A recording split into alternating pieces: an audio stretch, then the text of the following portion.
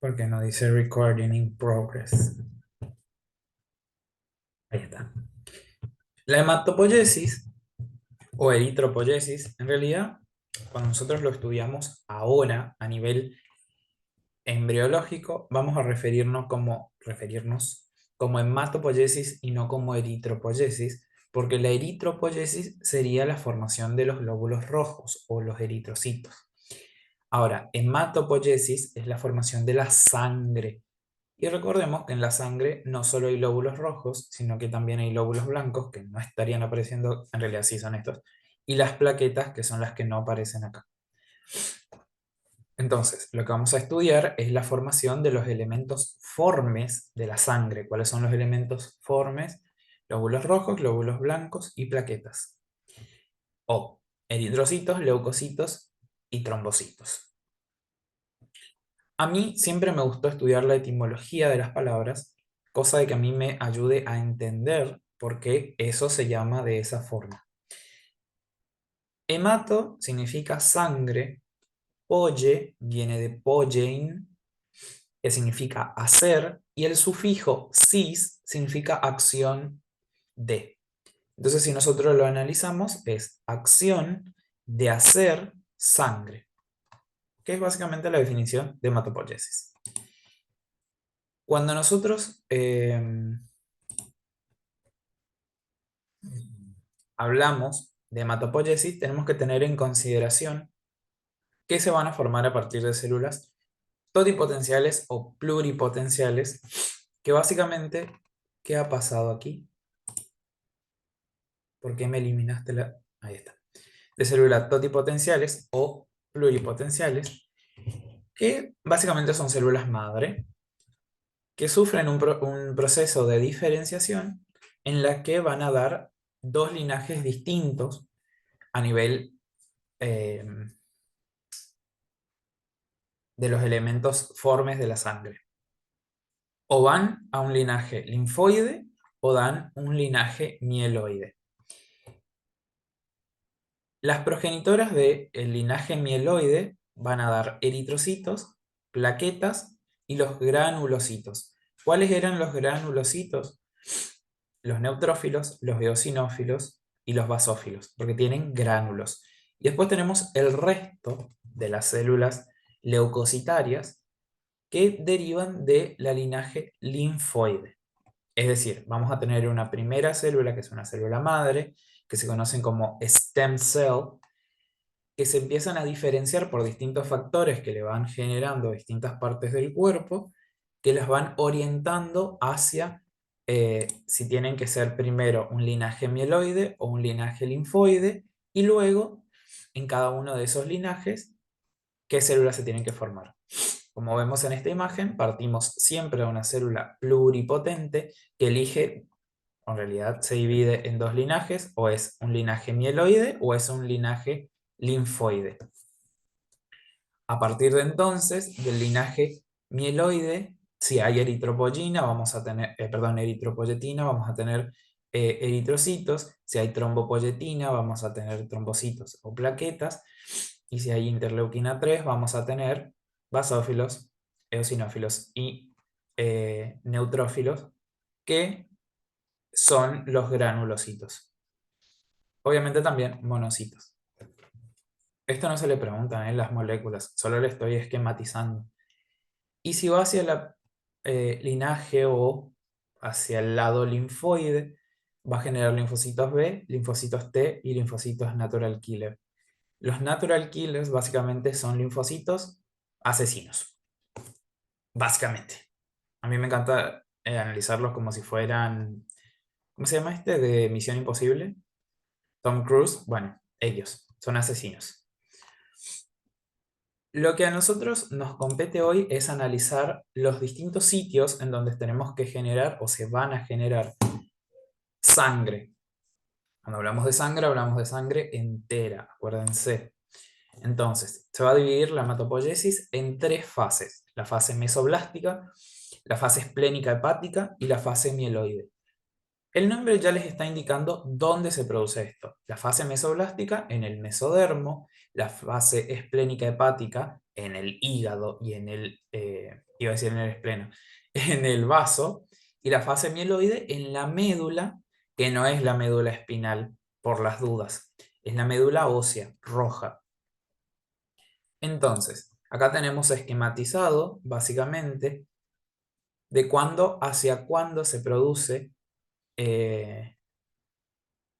cada una de las fases. Yo algo que me daba mucha bronca de tercer año es cuando, y es básico, pero a mí me daba mucha bronca, no me decían, este gráfico se lee de tal manera. O sea, no me enseñaban a leer los gráficos. Y yo tengo un problema con leer gráficos. Este gráfico es un gráfico cartesiano, por ende se lee en celularidad por meses. Y en el medio lo tenemos dividido al nacimiento, es decir, prenatal y postnatal. Entonces vamos a ver la cantidad de células que haya en este eje y la cantidad de meses en este eje.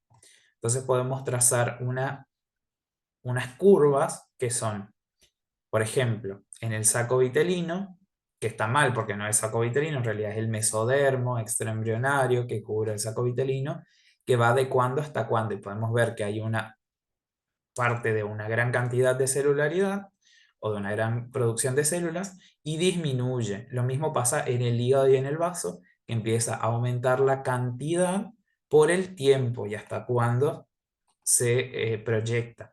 Y lo mismo la médula. Eso igual lo vamos a volver a ver ahora. La fase mesoblástica no es en el saco vitelino, sino que es, y esto está mal, yo puse, porque este power lo hice yo, puse saco vitelino porque acá dice saco vitelino en el gráfico anterior. Pero en realidad es el mesodermo que cubre al saco vitelino. Acuérdense que es la hoja esplácnica, donde se forman los islotes de Wolff y Pander, que son estos pequeños puntos rojos. Acuérdense que esto se producía más o menos en el día 18 en tercera semana. Cuando se producen los vasos sanguíneos, es decir, las tuberías, las células que quedaban en el medio, que son los megaloblastos, formaban los primeros elementos de la sangre, que son los eritrocitos. En este caso son eritrocitos redondeados o esféricos con núcleo, totalmente opuesto a lo que son los eritrocitos del adulto, que son bicóncavos sin núcleos. Entonces, comienza en tercera semana y va a cesar, es decir, va a frenarse o terminar más o menos en la quinta semana. Volvamos, vemos en el gráfico que empieza. Esto es 1 de primer mes. Entonces tenemos antes del primer mes, que ya está en una gran cantidad de celularidad, es decir, una gran producción de células, y desciende más o menos para, sería quinta, sexta semana, segundo mes. Es boludo lo que voy a decir, pero un mes tiene 4 semanas, por las dudas. Tener en cuenta algo importante, volvemos al gráfico, que es, fíjense que cada una de las fases, tanto la mesoblástica como la esplenohepática y la medular, ninguna es termina una y empieza la otra, termina una y empieza la otra. Ustedes ven que a medida que va descendiendo la mesoblástica, va ascendiendo la hepático-esplénica y a medida que va descendiendo esta, va ascendiendo la de la médula. ¿Por qué? Porque yo no puedo esperar, esto no se genera de un día para el otro, se genera en semanas. Entonces yo necesito que cuando decline totalmente una zona, la otra ya esté en aumento y se mantenga una cantidad bastante relativamente constante de sangre. Fíjense que la cantidad en picos no cambia. Entonces, no hay un corte abrupto y ahí cuando se termina en la mesoblástica recién empieza el hepático porque nos vamos a quedar sin sangre directamente. Entonces, mesoblástica, desde la tercera semana hasta la quinta semana, es decir, desde más o menos la última parte del primer mes y hasta casi la mitad, se podría decir, del segundo mes. Acá nuevamente vemos una imagen de lo que son los islotes de Wolff y Pander en tercera semana, cómo se unen estos angioblastos forman las tuberías, es decir, los vasos sanguíneos, y por apoptosis de las células centrales, los angioblastos generan el endotelio, que es la región periférica, y en el medio quedan algunas células que no se mueren, como vemos acá, que en esta imagen la conocen como hemangioblastos, nosotros la conocemos como megaloblastos, que son estas que están acá, que como ven son eritrocitos redondeados y con núcleo. La siguiente fase es la fase hepático-esplénica, por ende, como su nombre lo indica, se va a ubicar en el hígado y en el vaso. Acá, a partir de esta fase, lo que va a suceder es que principalmente se produce a nivel hepático y subsidiariamente a nivel esplénico, pero a nivel hepático hay células pluripotenciales o totipotenciales que a partir de acá, de esta fase, en las próximas fases, las células van a derivar de las células hepáticas. Vuelvo, es decir, el hígado tiene sus células madre, sus células totipotenciales. A partir de acá, de esta fase, tanto las células hepáticas van a ir al vaso y van a generar la parte esplénica de esta fase, como después en la fase medular va a ir desde las células, me trabé, ahí está, desde las células hepáticas van a invadir la médula y ahí van a generar la fase medular. Es decir, todo ahora empieza a derivar de las células pluripotenciales del hígado. Si no se entendió, igual lo voy a volver a repetir cuando veamos médula. Entonces, tenemos que comienza en el hígado y en el vaso a partir de la quinta semana, en realidad empezaría un poquito antes, para que agarre justo cuando está declinando el mesodermo extraembrionario y se extiende hasta el quinto o sexto mes. Perdón, empieza a declinar en el quinto o sexto mes y desaparece antes del nacimiento. Es decir, acá ya empezaría a ascender lo que es la médula, que es la próxima fase, para que cuando desaparezca hacia el nacimiento, en el hígado y en el vaso, la médula ya esté produciendo una cantidad importante. Entonces, como vemos acá, empieza el hígado, vemos que empieza incluso antes y se extiende hasta el nacimiento, pero empieza a declinar cuando en el quinto o sexto mes, lo vemos acá, donde hace la vueltita de la curva. Lo mismo pasa con el vaso empieza en la quinta, sexta semana y hace la vueltita en el quinto, sexto mes y termina antes. Importante, las células que se van a generar son los eritrocitos, los megacariocitos, acuérdense, son los precursores de las plaquetas, los linfocitos y los granulocitos. Ahora, ¿dónde se genera? En el hígado se lleva a cabo en el espacio perisinusoidal o espacio perisinusoidal de Dice. Yo creo que ustedes todavía no vieron digestivo. En digestivo, ustedes van a ver todo digestivo y después ven glándulas anexas. Creo que no vieron, pero no sé. En glándulas anexas se ve hígado. Y en hígado ustedes ven que las células hepáticas básicamente se disponen de esta manera. Esto es un hepatocito y abajo hay otro hepatocito y abajo otro hepatocito y así sucesivamente. Como si fueran legos, es decir, ladrillitos. Toda esta sucesión de hepatocitos se conoce como trabécula de Rimac o de Remac, pero yo le digo Rimac. Todo este cordón de hepatocitos se conoce como trabécula de Rimac. Al lado de la trabécula de Rimac están los capilares, es decir, los sinusoides hepáticos. El espacio que queda entre la trabécula de Rimac y el capilar se conoce como espacio perisinusoidal de Dice. Espacio perisinusoidal, es decir, alrededor de los sinusoides. Acá también podemos ver del otro lado y vemos una trabécula de Rimac del otro lado. De Dice porque es el señor que lo descubrió, la señora. En este lugar se llenan de células totipotenciales y ahí es donde se empiezan a producir los elementos formes de la sangre. Si lo piensan, tiene mucho sentido. ¿Por qué? Porque a mí de qué me sirve que se empiece a generar entre las células hepáticas, o sea, entre los hepatocitos, si yo necesito que salgan a sangre. Entonces se va a generar al lado de los sinusoides, perisinusoidal, para que salgan por estos agujeros hacia los capilares ya. Acuérdense que los sinusoides hepáticos, sinusoides, es que tienen grandes agujeros por donde, o sea, es endotelio, por donde pueden pasar grandes elementos, en este caso, los elementos formes. Algo muy importante es que ustedes lo van a estudiar en histo al espacio perisinusoidal de Dice, o espacio perisinusoidal nomás, y nunca lo van a ver. Hice cagada con mi mate. Nunca lo van a ver. ¿Por qué? Porque el único momento en el que el espacio perisinusoidal de Dice se ve es cuando está lleno de células. Es lo que se conoce como espacios virtuales eh, en la vida postnatal, digamos, o en el adulto, porque no se ven. En este caso, cuando nosotros, igual les voy a mandar al grupo porque tengo una foto, a mí me pasó el año pasado, en realidad cuando yo cursé embrio, me decía mi docente, que se ve el espacio perisinusoidal de Dice en la fase embrionaria. Entonces, si nosotros vemos un hígado fetal, vamos a ver el espacio lleno de células.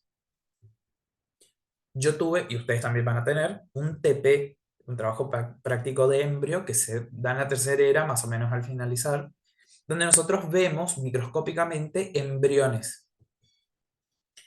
Cuando yo lo vi, no me percaté de buscar el espacio perisinusoidal de Dice, pero el año pasado, cuando yo estaba impartiendo los TPs, estaba mostrando y me fui, en realidad estábamos repasando los ayudantes, y yo, como lo sabía, fui a buscar cosas que más me interesaban.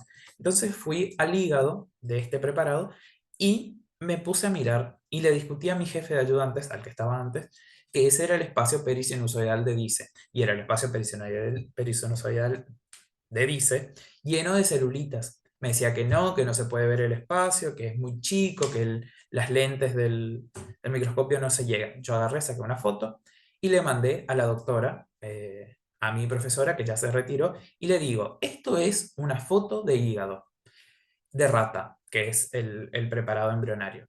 ¿Esto es el espacio perisinusoidal de Dice? Y me dice sí. Entonces yo ahora en el grupo les voy a mandar la foto de mi espacio perisinusoidal de Dice, que lo encontré con mucha honra. Nunca más se van a olvidar del espacio perisinusoidal de Dice.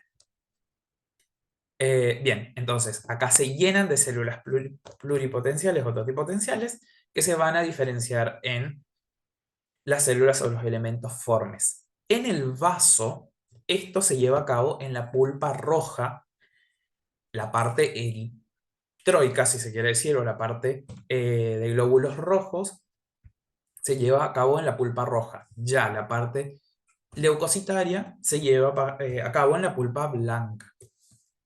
Cosa que ustedes ya deben saber por linfático de Hista. A ver si me estoy olvidando de algo por las dudas. No. Acuérdense de algo que es muy importante, que la pulpa blanca va a generar linfocitos, pero los linfocitos T básicamente provienen del timo, así que ojo al piojo con linfático de histo. En embrio no se les va a cuestionar tanto, pero en histo tengan mucho cuidado, porque existen las benditas zonas timo dependientes. Y por último tenemos la fase mieloide. Mielo viene de médula. ¿Dónde se va a ubicar? Entonces en la médula ósea roja específicamente. Se trabó mi imagen, yo no sé si me trabé yo también.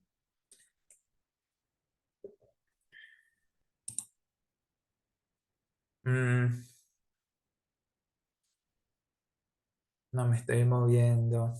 Les voy a escribir por WhatsApp.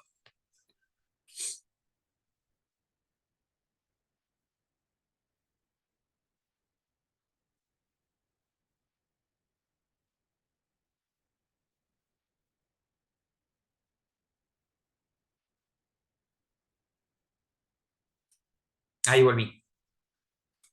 Bien. Y se volvió a congelar. Oh, ahí estamos. Bien. Fase mieloide. Se ubica en médula ósea, comienza en el tercer mes y dura durante toda la vida.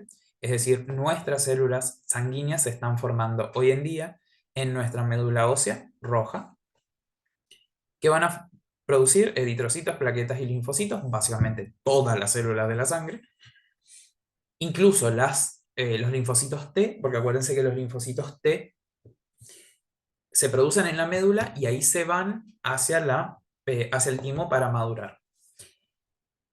Ahora, cuando yo les había dicho a nivel, perdón, en la fase medular, los elementos formes, pero provienen todas de células hepáticas totipotenciales. Bien, la médula va a ir ascendiendo, como vemos en el gráfico, si el zoom me deja, obvio. Vemos que más o menos al tercer mes va a empezar a ascender, tercer, cuarto mes, empieza a ascender, cosa de que cuando decline tanto el hígado como el vaso, ¿dónde está la médula? Acá, cuarto mes.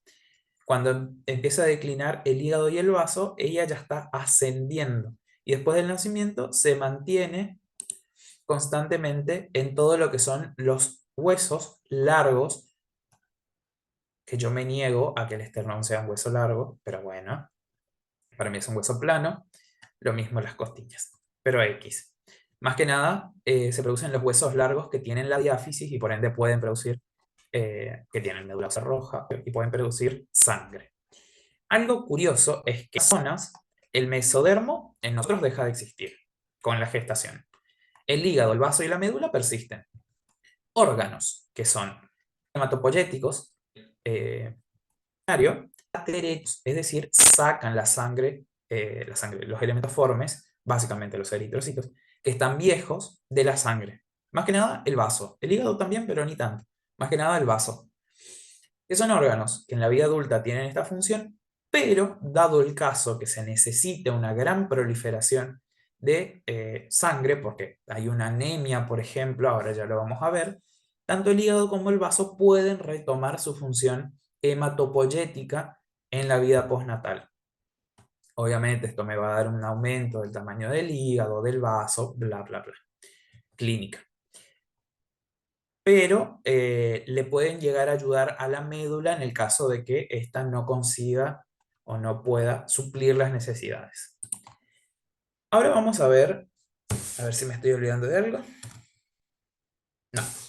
Vamos a ver algo que es las hemoglobinas. Acordémonos que las hemoglobinas, o la hemoglobina en realidad, tiene 4 globinas. Acá tenemos 1, 2, 3, 4. Cada globina tiene un grupo hemo y cada grupo hemo va a cargar una molécula de oxígeno. Ahora, de las 4 globinas, lo normal es que sean 2 betas y 2 alfa. Eso es una una hemoglobina normal. En nuestra etapa, en nuestra vida en general, vamos a tener 3 etapas básicamente donde hay distintas hemoglobinas. Las hemoglobinas embrionarias, ¿cuándo es la etapa embrionaria? Desde la cuarta a la octava semana. Vamos a tener hemoglobina Gower 1, hemoglobina Gower 2 y hemoglobina Portland. Básicamente, la hemoglobina se genera a partir de genes que están en el cromosoma 16 y genes que están en el cromosoma 11. Cuando se traducen esos genes, van a haber distintas globinas, como ven acá, alfa, beta, epsilon, gamma, delta, esta no me acuerdo cómo se llama, y la combinación de estas nos va a dar la Gower 1, la Gower 2 y la Portland. Si ustedes ven, son todas las hemoglobinas o las globinas raras. Epsilon, esta que no sé el nombre, epsilon y alfa, y gamma, o es delta, no me acuerdo, en fin, esta y esta, que son raras. Ahora, en la etapa fetal vemos que hay hemoglobina fetal. Es la que ocupa mayoritariamente la proporción, digamos, de hemoglobina que existe. Ahora, a partir del cuarto mes empieza a aparecer la hemoglobina A o hemoglobina del adulto. Hemoglobina F viene de fetal, hemoglobina A viene del adulto. Empieza a aumentar a partir del cuarto mes y después del nacimiento va a empezar a invertirse esa relación. Entonces, durante todo lo que es el periodo fetal, tenemos gran proporción de hemoglobina F y poca de hemoglobina A, y a medida que va avanzando y nos llegamos o nos vamos acercando al nacimiento, tenemos mucha más hemoglobina A que hemoglobina F, y después del nacimiento va a aumentar aún más la hemoglobina A para terminar de utilizar, de recambiar esta hemoglobina F. Esto sucede por dos motivos. Primero, cuanto más,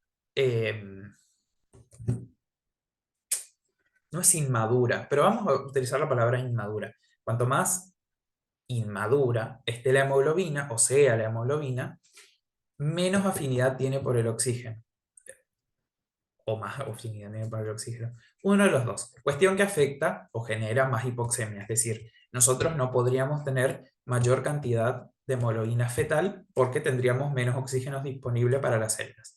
Básicamente es eso.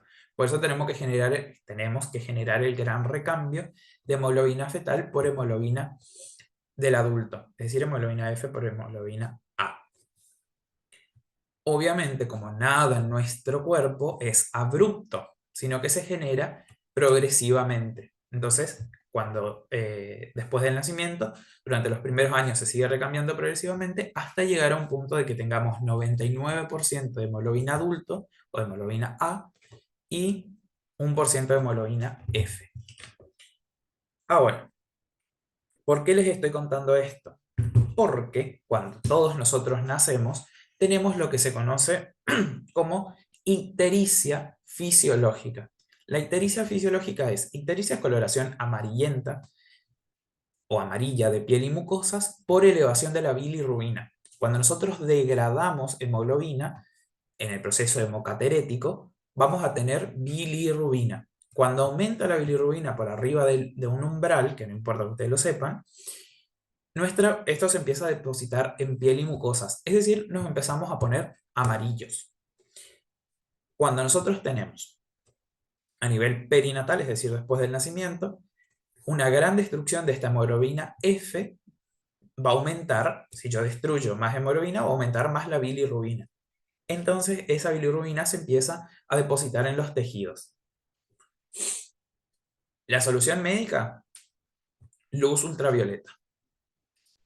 Mi mamá me dio aceite y acá estoy. No sé cuál, o sea, yo médicamente tengo que decir, se utiliza luz ultravioleta para que se genere el recambio, bla, bla, bla. Mi mamá nos dio aceite a mi hermano y a mí, y acá estamos. Ustedes llegan a decir en la facultad que yo les dije que se da aceite y yo lo saco votos. Pero no importa, por las dudas.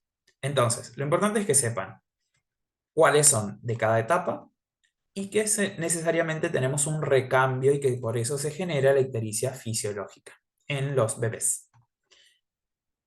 Bien, vamos a las malformaciones congénitas de la sangre.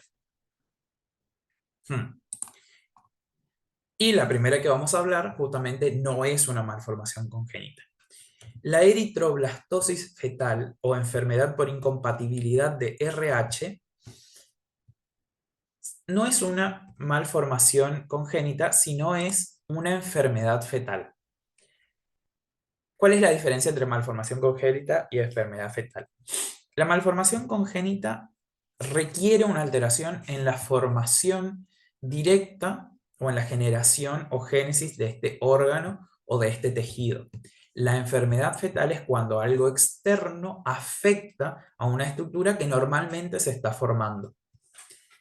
Es decir, esto es una enfermedad porque algo de afuera le estaría afectando los glóbulos rojos que están normales del feto. ¿Qué sucede? ¿Qué es el RH? El RH es una proteína que se presenta en las membranas de los glóbulos rojos. Los pacientes que tienen RH positivo o que son RH positivo, quiere decir, tienen esta proteína en su membrana. Es decir, su sistema inmunológico no los reconoce como algo agresivo, ajeno o patológico. Es decir, no lo va a atacar. Es decir, no tiene anticuerpos contra RH. Pero los que son RH negativo, quiere decir, no tienen esta proteína, como pueden ver en la imagen, es como que el eritrocito está desnudo, sí va a tener anticuerpos anti-RH. ¿Por qué? Porque cuando tenga, por ejemplo, una transfusión por alguien que sí es RH positivo, los anticuerpos de esta persona van a reconocer esta proteína como algo extraño y lo van a atacar.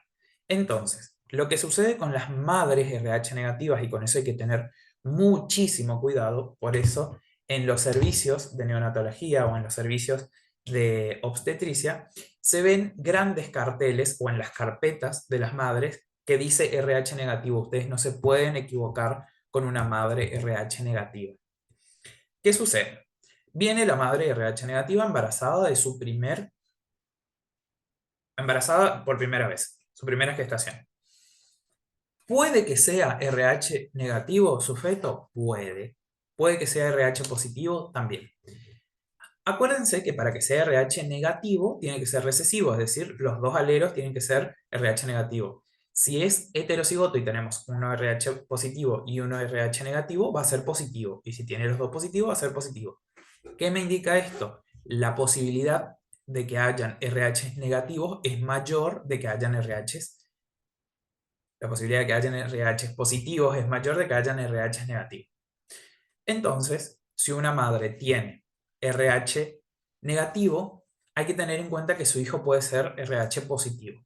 Si es RH positivo, ese feto nace normalmente, no hay ningún problema porque los anticuerpos, estos anticuerpos especialmente, no van a atravesar placenta, no le van a atacar a sus glóbulos rojos, nace todo bien, no hay ningún problema con la primera gestación.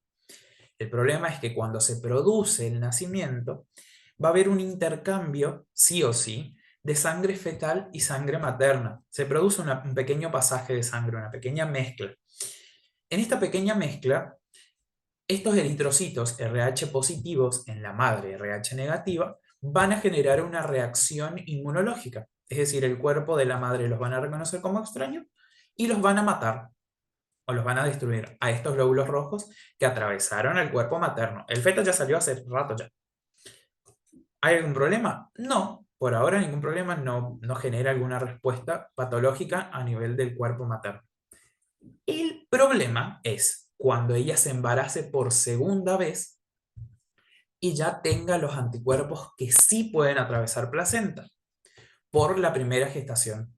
Entonces esos anticuerpos sí van a atravesar la placenta y sí van a atacar a este bebé o a esta próxima o segunda gestación si es RH positivo. Si es RH negativo no pasa nada, pero si es RH positivo, de nuevo van a atacar a estos glóbulos rojos y ahí va a haber una destrucción masiva de glóbulos rojos. Y eso sí es grave. Lo que se hace es a estas madres se le da una...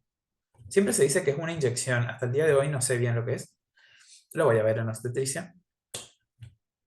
Que básicamente lo que se le da es para evitar esta primera respuesta inmunológica que se da en el primer parto por esta mezcla de sangre. Entonces, si yo evito esa reacción inmunológica, evito que en el segundo, o que para el segundo embarazo, hayan estos anticuerpos. Y así puede desarrollarse tranquilamente.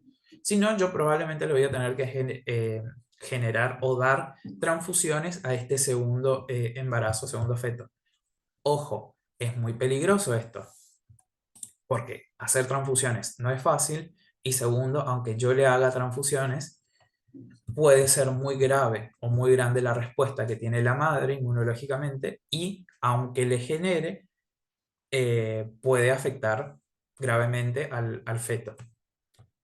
Todo lo que está ahí es básicamente lo que yo les dije. Madre RH negativa, feto RH positivo, al momento del parto, los anticuerpos, bla, bla, bla, bla. Es lo mismo que les terminé de decir. Acuérdense, el problema no es con la primera gestación, sino con la segunda. Y el problema es si nosotros nos equivocamos y no le damos la terapéutica o este tratamiento en la primera gestación. Eso no puede suceder.